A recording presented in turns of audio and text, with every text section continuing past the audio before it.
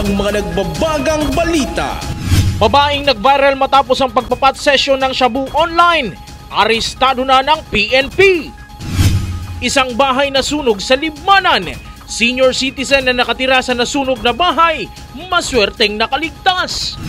At MMA fighter mula sa Naga City, sasabak sa international fight scene.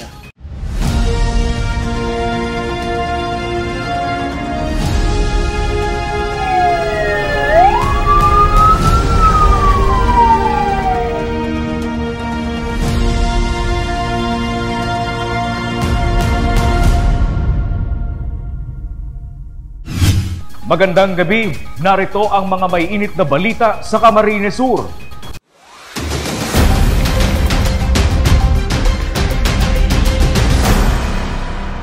Timbog ng mga otoridad ang isa sa mga babaeng nag-viral kamakailan na nagpapat session ng shabu.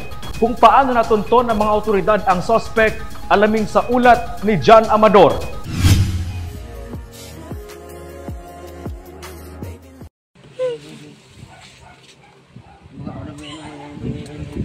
Mangiyak-ngiyak ang 23 anyos na babaeng ito na kinilalang si Alaysa ng mahuli ng mga otoridad sa isinagawang bypass operation sa mismong residensya nito sa Cararayan, Naga City kahapon. Ang suspect nag-viral kamakailan sa social media matapos ma-videohan na nagpapat session ng hinihinalang shabu. Nabilhan ng pusher buyer ang suspect ng isang sachet ng hinihinalang shabu. Ilang parapernalya din ang naaktuhan sa mismong kwarto nito. Nag-undergo ng monitoring and surveillance ining mga taong involved.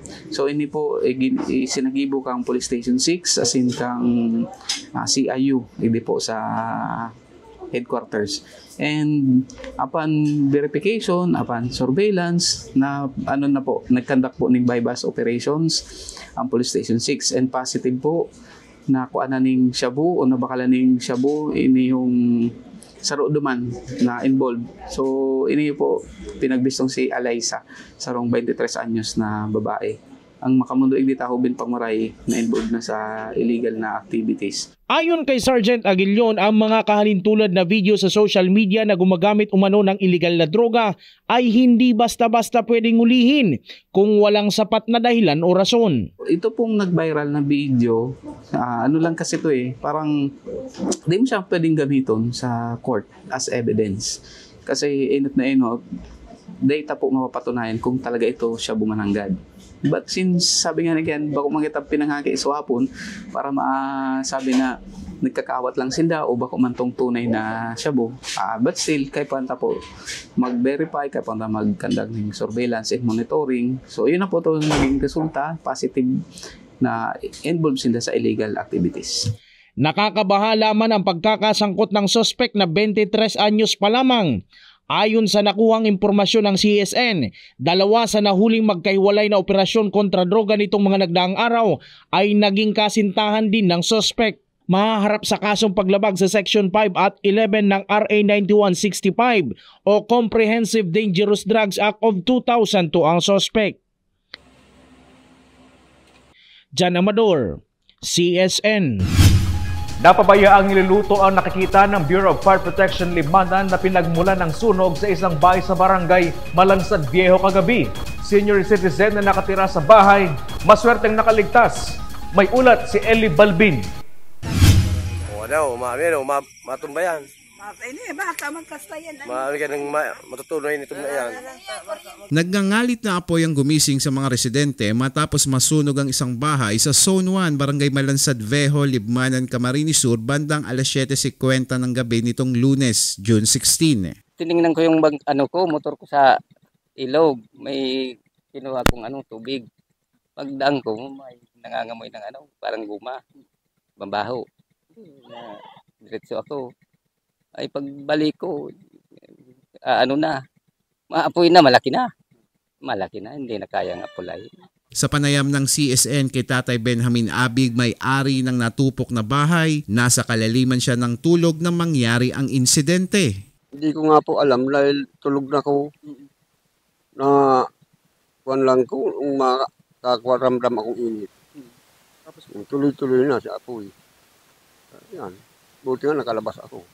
Halos wala umano siyang gamit na naisalba, kabilang na ang 7,000 cash, ilang sakong palay at mahalagang dokumento. Sa inisyal na investigasyon ng Bureau of Fire Protection Libmanan, nag-ugat ang sunog sa napabayaang niluluto. Sa initial investigation naman namin, napag-alaman namin na ang naging kausa ng sunog po doon kagabi ay yung pong naiwang nilulutong noodles. So sad to say, medyo nalingatan ang may-ari na may niluluto pala siya. So, yun po yung naging cause ng ating sunog. Paalala ng BFP Libmanan sa publiko. Paalala lang din po namin sa lahat ng mga nakikinig ay sana po huwag nating papabayaan yung mga niluluto natin. Dapat bago natin po iwan, siguraduhin po natin na nakapatay na po at sarado na din yung LPG. Para maiwasan po natin yung mga ganitong pagkakataon at mga hindi natin inaasahang insidente. Samantala, inihahanda na ng Barangay Council ang ibibigay na tulong kay Tatay Benjamin. Konting cash para sa kanya, pambili ng pagkain doon. Dagdag. Eli Balbin, CSN. Kung ang ibang paaralan ay kakulangan sa classroom at sira-sirang gamit ang sumalubong sa unang araw ng balik eskwela, problema naman sa malinis na tubig ang hinaing ng isang paaralan sa Milaor, Camarines Sur. Solusyon ng paaralan alamin sa ulat ni Marge Serico. Sa loob ng ilang taon, mano-mano o sa deep well ang pangunahing pinagkukunan ng tubig ng San Jose Elementary School sa bayan ng Milaor. Sa matagal na panahon, nagtiis ang mga guro at mag-aaral sa pag-iigib lalo na tuwing may klase. Nagbabakal po kami ng mineral water para magkaigwa ng inumon ang mga aki, ang mga teachers. As in, ang panghugas naman po, ang source of water po kami sa deep well. Ngunit sa pamamagitan ng tulong mula sa isang non-government organizations o NGO, matagumpay na nailagay ang electric water pump na ngayon ay nagsisilbing pangunahing source ng tubig ng paaralan. Iba man pong mga taong itong mga Good Samaritan na mga social action group, napili po kami bilang sa indang beneficiary kan sa indang project. UNICEF. Tapos ang nag-implement po ang Action Against Hunger. Sinda po ang nagkausamuya ning budget. Sinda na din nagpatrabaho, pina-receive na lang po sa mo para ang buo na si project, itong electric pump. Ayon sa pamunuan ng paaralan, malaking ginhawa ito para sa buong school community ng San Jose Elementary School. Hindi lamang ito nagpapagaan ng araw-araw na gawain, kundi nakakatulong rin upang masiguro ang mas malinis na gamit ng tubig para sa mga mag-aaral. Hindi lamang ito nagpapagaan ng araw-araw na gawain, kundi nakakatulong rin upang masiguro ang mas malinis na gamit na tubig para sa mga mag-aaral. Marge Serico, CSN. Umabot sa higit 1.1 milyon ang bilang ng mga mag-aaral o enrollees na nagbalik eskwela sa Bicol Region. Ayon sa Department of Education, pinakamarami sa Camarines Sur na umabot sa mahigit 250,000 na mga mag-aaral. Sinundan yan ng probinsya ng Albay na mahigit sa 180,000. 158,000 sa Masbate, 138,000 sa Sorsogon, 136,000 sa Camarines Norte at higit sa 28,000 sa probinsya ng Catanduanes. Ayon sa ahensya, nasa naturang bilang higit sa 600,000 ang elementarya, higit sa 359,000 sa junior high school at higit naman sa 150,000 sa senior high school. May aabot din sa higit 3,000 enrollees sa Alternative Learning System o ALS. Inaasahan pang madaragdagan ng naturang bilang dahil nagpapatuloy pa ang encoding ng datos mula sa iba't ibang paaralan sa rehiyon. Sa kabila ng pagbigat ng daloy ng trapiko, generally peaceful ayon sa pulisya ang pagsisimula ng balik eskwela. PNP papaigtingin pa ang police visibility sa mga lugar, lalo na sa malapit sa eskwelahan. Narito ang ulat ni Regine Bue. Generally peaceful ang naging pagbubukas ng klase sa Naga City ayon sa Naga City Police. Ito ay sa kabila ng pagbigat ng daloy ng trapiko sa ilang mga pangunahing kalsada sa lungsod. Wala ring naitalang anumang untoward incident o krimen na may kaugnayan sa pagbubukas ng klases nitong Hunyo 16. Kasabay ng balik eskwela, naglunsad ng mas pinaigting na police visibility ang NCPO, hindi lamang sa mga paaralan kundi pati na rin sa mga terminal, palengke at mga kalsadang malalapit sa mga eskwelahan. May mga nakatalagang police assistant desk upad sa bawat paaralan upang agarang matugunan ng mga pangangailangan ng mga mag-aaral at mga magulang. So hapon si balik eskwela sa public and private schools, pero dai pa po gabos nagbukas ng klase lalo na sa ibang private schools. So udma po igwa nakita ning deployed na 37 pads. So ining inapod ang police assistance desk. So ini po nakakalat po ini sa bilog na kasentruhan asin sa ibang barangay kang Naga. Ini pong 37 na pads, igwa po ini yung assigned na 93 policemen. Bahagyamang nagkaroon ng aberya sa trapiko, partikular na sa mga oras ng pasukan at uwian, tiniyak ng Naga City Police na handa ang kanilang mga tauhan sa pagmumonitor at pagmumando sa daloy ng mga sasakyan. Kasabay nito, muling ipinaalala ng kapulisan sa publiko ang kahalagahan ng kooperasyon upang mapanatili ang seguridad sa mga paaralan. Mahalagaan nila na agad i-report sa mga otoridad ang anumang kaisip-isip o kaduda-dudang kilo sa kanilang paligid. Siguro normal na lang din talaga na nagkakaigwan ng magabat na nagbulos ng trapiko pag nagburukasan ang klase. Lalo pag nagsarabay na siguro, pag gabos na talaga may klase, lalo so hapon, igwa pa ng mga graduation ceremonies. So, saro pa po ito sa naka-apekto sa trapiko. But overall, very peaceful po ang Naga City. Pagburukasan kan si klase kan suod ma. Sa kasalukuyan, patuloy ang pagbabantay ng Naga City Police sa pagpapatuloy ng klase at umaasang mananatili ang kapayapaan at kaayusan hindi lamang sa simula kundi sa buong school year. Regine Boy, CSN. All systems go pa rin ang COMELEC sa mangyayaring resumption ng voter registration sa July 1. Yan ay kahit may inaprobahang bicameral conference report ang Senado na magpapaliban sa barangay at SK elections na nakaschedule ngayong Disyembre. Narito ang ulat. Habang wala pang pinal na batas ukol sa posibleng pagpapaliban ng barangay at SK elections, tuloy-tuloy ang paghahanda ng Commission on Elections o COMELEC sa Naga City sa mangyayaring barangay at SK elections sa Disyembre ngayong taon. Matatandaan na bago mag-adjourn ang 19th Congress ay niratipikahan ng Senado ang isang bicameral conference report na magpapaliban sa barangay at SK elections sa November 2026 mula sa December 1, 2025.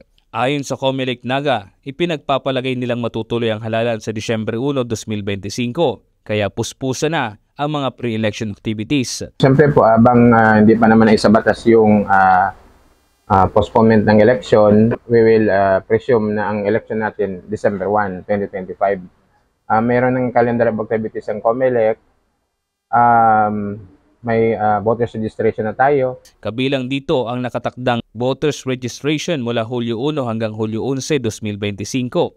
Sakop ng voters registration ang mga bagong botante, SK minors, mga magpapalipat ng rehistro, correction of entry, change of status at reactivation ng mga dating botante ngunit na deactivate dahil sa dalawang magkasunod na halalang hindi nakaboto. July 1 to 11, yun na po ang ating voters registration. Siyempre pag sinabing voters registration, kasama na dyan yung mga new registrant, siyempre yung mga SK minor, 15 to 17 years old, pati yung mga 18 years old above na first time magpaparehistro. Kung meron na tayong transfer, yung gustong lumipat na ng tirahan, yung pong correction of entry, change of status, tapos yung reactivation, yung mga dalawang beses nang hindi nakaboto na natanggal sa lista, pwede po silang mag-reactivate. Panawagan ng COMELEC Naga sa publiko, lalo na sa mga first-time voter at SK minor, magdala ng photocopy ng birth certificate at school ID.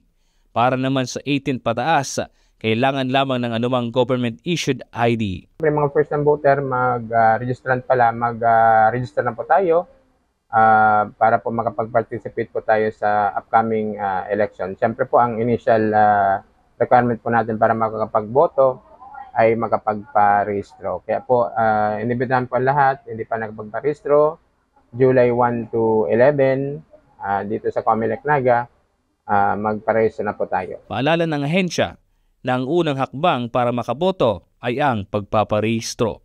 Nick De La Cruz, CSN.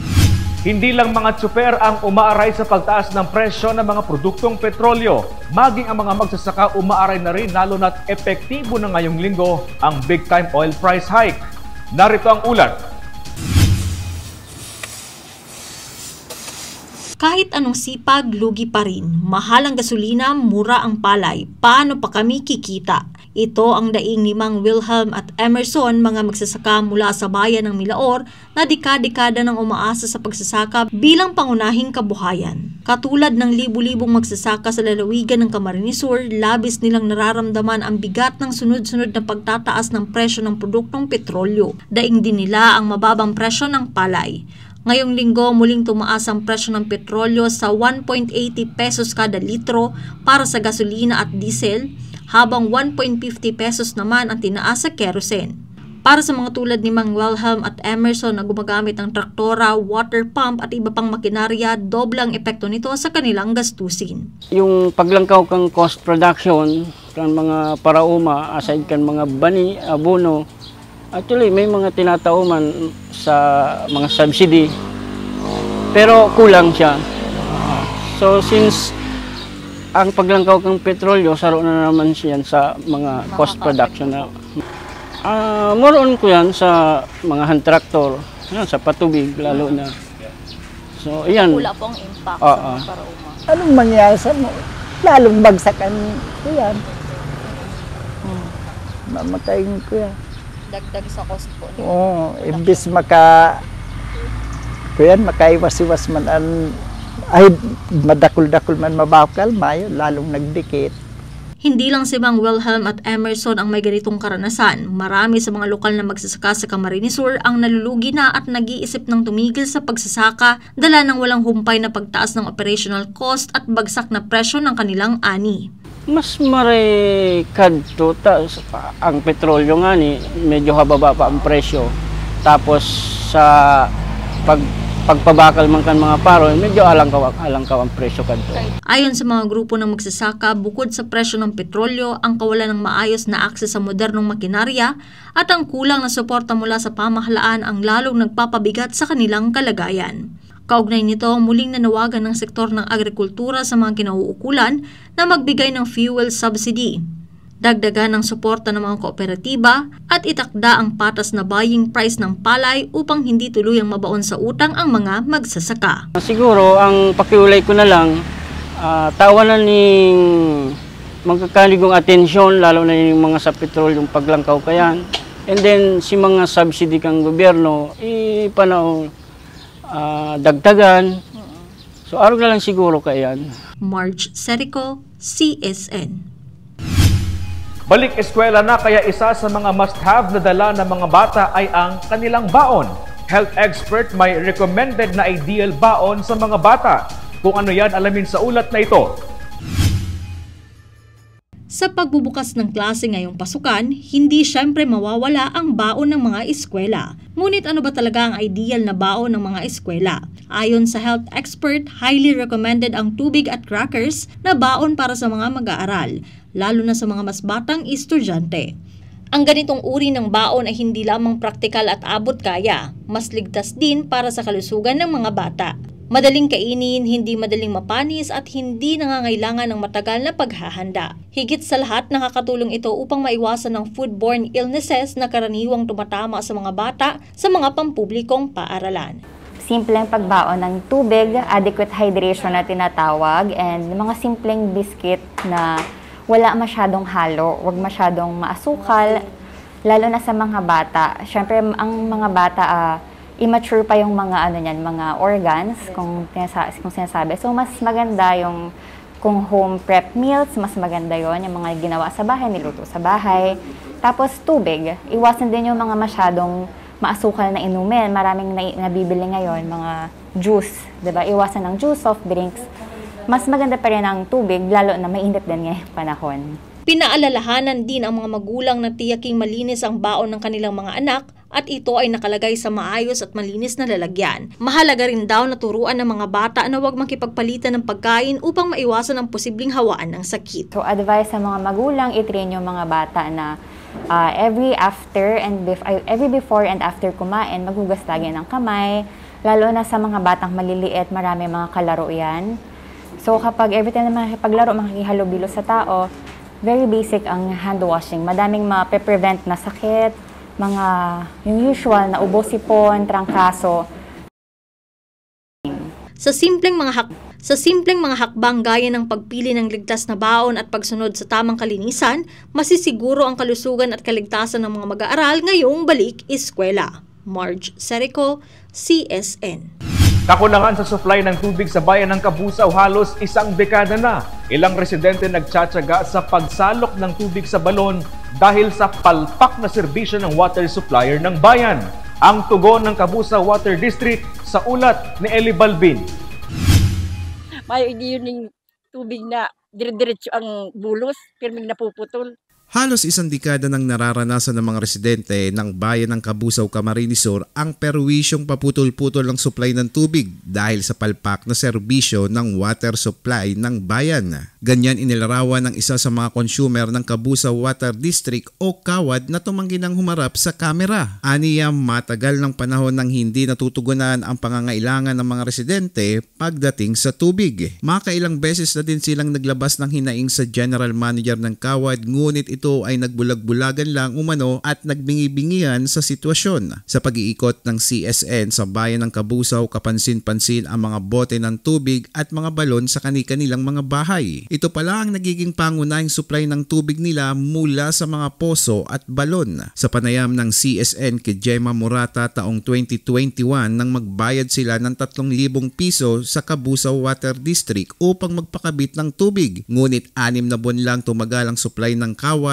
sa kanilang lugar. Basta nasa lampas po yun sir, 3,000 sir ang pagpakabit po namin. Tapos yung nagtatanong po ako dito kung yung naglagay po dito ng nawasa ay naglagay naman po ng tubo. Sir, paano po yun makabalik sa amin yung pinagbayad namin dito? Gawa ng wala na pong bulos. Nahihirapan na umano sila Nanay Gemma sa pagsasalok sa balon dahil pangamba nila baka maaksidente pa ang mga bata at mahulog sa balon. Nahihirapan nga ho kami gawa ng mga bata, baka po malaglag. Kaya po gusto po namin mayroon na po ditong magkabit uli ng nawasa para po makakabit na naman uli kami. Tinungo at nakapanayam ng CSN ang General Manager ng Kabusaw Water District na si Nebrido Santiago Jr. Pinaliwanag nitong walang naging maayos na supply sa tubig dahil na rin sa delay umano ang kanilang budget para sa pagsasaayos ng pipeline ng KAWAD. Kasi nung budget namin na 2017 medyo maraming dinaanan na disaster gaya nung COVID, kung ano-ano pa man, bagyo. Na-delay yung pondo na ibaba. Isa pa umano sa naging problema ng KAWAD ay nang sinimulan ang widening sa kanilang lugar dahilan upang maapektuhan ang linya ng tubig. Yung dinaanan ng widening ang secondary national road, nawasak lahat ng pipes. So, sa ngayon, dyan tayo nag-uumpisa para maibalik ang lahat ng system ng pipeline natin, tubo. So, kailan pa po ito nag-start, sir? Nag-start tayo almost parang June na ata yun. Yung isang taon pa. Oo. Marami rin kasing naging nangyaring dinaanan kasi na-widening na nga. Kumuha muna ng permit sa DPWH bago paglatag ng pipes kasi nabaon na sa semento. Muling nanawagan si General Manager Nebrido Santiago Jr. sa mga residente ng Kabusaw na ginagawa nila ang lahat para mapabuti ang supply ng tubig sa lugar. Siniguro rin ito na masusuplayan ang buong bayan ng Kabusaw oras na matapos ang pagsasaayos ng kanilang pipeline. Sa mga taga-Kabusaw po, pasensya na po kung na-delay or bumagal ang trabaho natin. At ang sinisiguro naman namin, yung supply ng tubig mula dun sa source is kayang-kaya naman patubigan lahat ng Kabusaw. Yun lang po. Salamat po. Eli Balbin, CSN. Nakakuha ng excellent evaluation rating ang 8 person deprived of liberty o PDL sa Libmanan District Jail na sumasailalim sa Alternative Learning System o ALS. Patunay na kahit nasa loob ay may pag-asang magbago. May ulat si John Amador. May 72 PDL o person deprived of liberty na nakapiit sa Libmanan District Jail. Nasa likod man ng selda, hindi ito naging hadlang para sa 8 PDL upang ipagpatuloy ang pag-aaral at madagdagan ang kanilang kaalaman. Lumabas na rin ang resulta ng isinagawang accreditation and equivalency exam ng DepEd nitong Enero at nakapagtala sila ng 100% passing rate. Tungkol po ito sa ALS program ng BJMP na kung saan may 8 po tayong naka-enroll at nagkaroon sila ng equivalency exam noong January at ngayon nga lumabas ang result na mga kahanga-hanga pinakita ng result na 100% po nakapasa. Ayon kay Warden Figuracion, matagal na umano ang programang ito para sa mga PDL. Programang itong ALS program na ito, matagal na po itong program ng BJMP kasi po ito po ang nagkikater doon sa mga nakulong baga ng mga PDL. Hindi naman sila makapagpatuloy ng pag-aaral nila dahil nga nandito sila. Ngayon po ang gobyerno natin nagsagawa ng intervention para may pagpatuloy nila ang kanilang pag-aaral. Ito nga po ang programang ALS. Ngayon po, ngayon nakapasa sila ng junior high school, ito na po ang gagamitin nila para makapag-enroll sila sa mas higher na education, sa senior high school na. Dagdag pa niya, ang magandang resulta ay bunga ng kagustuhan mismo ng nasa programa na madagdagan ang kaalaman sa edukasyon na kanilang magagamit oras na makalabas sila ng piitan para sa bagong buhay. Yung willingness naman talaga ng makapagpatuloy ng pag-aaral yung mga PDL natin at saka yung dedication ng ating ALS implementer, yung mga jail officer na nagtuturo sa kanila araw-araw. Yung tinuturoan namin talagang silang makapag-enroll sila sa ganyang mga para ang pag-i-stay nila dito ay maging worthwhile naman. Hindi masayang yung panahon nila na inilalagi. Bilang preparasyon na rin ito sa kanilang paglabas, di ba?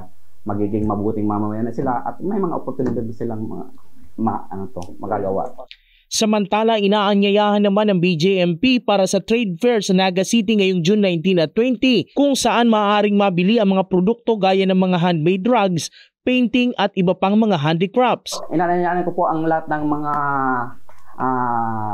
mamimili, mga consumer natin na pumunta po kayo doon sa gaganaping trade fair sa Naga City Hall Compound. Andun po, isi-showcase namin ang mga produkto ng BJMP. Gawa po ng mga PDL. Suportahan po natin ng mga gawa ng PDL kasi po na bilang tulong nyo rin po habang sila'y habang sila'y naririto, ginagawa nila ang mga skills nila. Sa kanila po yan na magagamit nila sa halimbawa kanilang paglabas o kaya yung mga gastusin nila dito kasi hindi naman po na a-address ng gobyerno ang lahat ng mga gastusin dito. Maganda kahit nasa loob, sir, pwede makatulong din sila sa pamilya. Opo.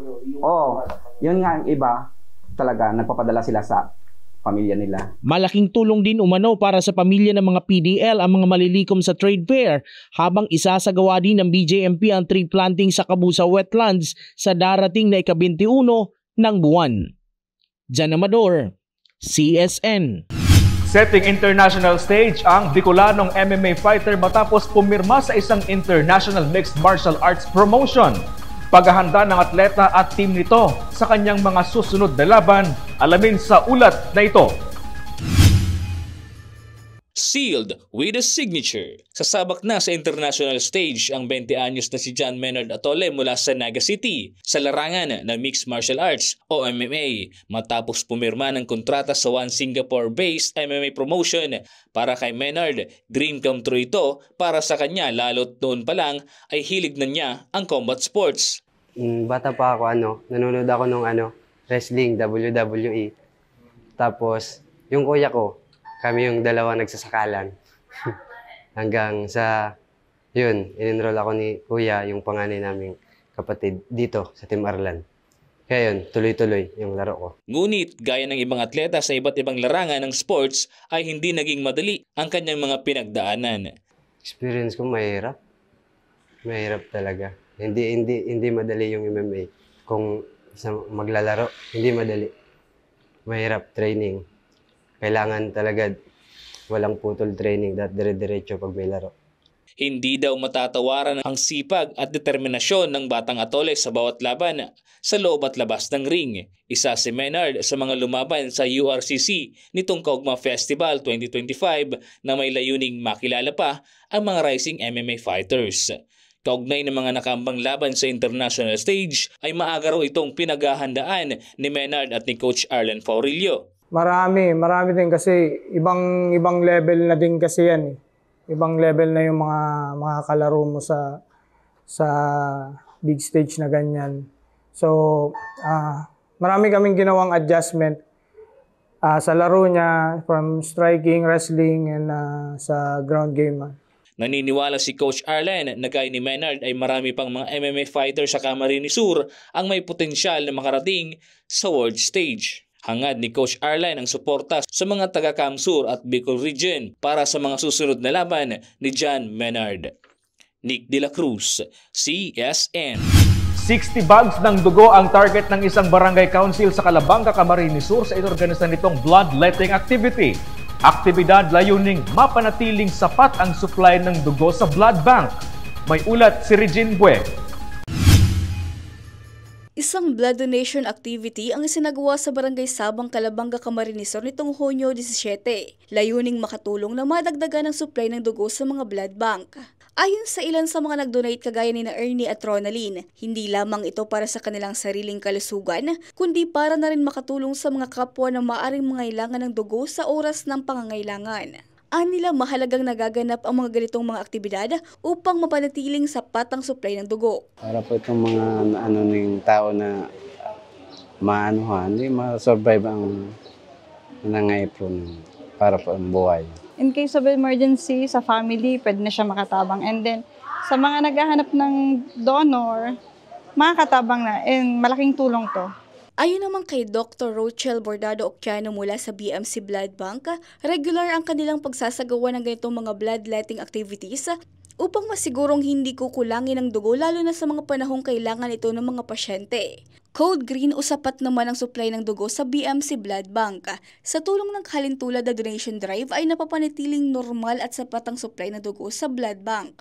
Binigyan din nito ang mga do's and don'ts bago mag-donate ng dugo, kabilang na ang pagtitiyak na nasa maayos na kalusugan ng isang individual at ang kahalagahan ng pagkain at pag-inom ng maraming tubig bago magpunta sa blood donation area. So yung pong mga able naman po, mga capable, tapos po yung nasa edad na 18 pataas, tapos wala namang sakit, ito na po yung chance nyo na maging living heroes po. So sana po i-take natin yung chance na to, i-heed natin yung call po for blood donation kasi hindi naman po natin kailangan talaga ng masyadong mga engranding gestures para maging bayani. Just by donating blood po, pwede kayong maging hero po. Samantala ayon kay Paul Christian Santos, punong barangay ng Sabang, taon-taon nang isinasagawa ang ganitong programa sa kanilang barangay. Layunin naman nito na hindi lamang magkaroon ng sapat na supply ng dugo kundi maging tulong na rin sa mga nangangailangan sa buong komunidad pangdugtong buhay. Well, aside sa ako regular donor din ako ng dugo. Aside sa nare-replenish ang dugo mo, kumbaga nare-rebayan yung panibago dangaya. Nakakatabang ka din sa kapwa mo. Takadakol kita mga kababayan na may problema sa nasa ospital, naka-confine sa ospital, nangangaipon ng dugo. And talagang yung man yan ang kumbaga pangapudan kang Department of Health through blood bank na dapat dakol ng mga bastante ang supply ng dugo sa blood bank. Bilang pasasalamat, namahagi ang municipal government at barangay Sabang ng bigas at grocery items para sa mga nag-alay ng kanilang dugo. Isang simbolikong pamamaraan ng voluntaryong pakikiisa ng mga donor sa pangkalusugang layunin ng programa. Regine Bue, CSN. At yan ang mga may init na balita ngayong araw sa Camarines Sur. Kami ang Camsur News. Ako po si Chris Novelo. Diyos mabalos sa pagtitiwala.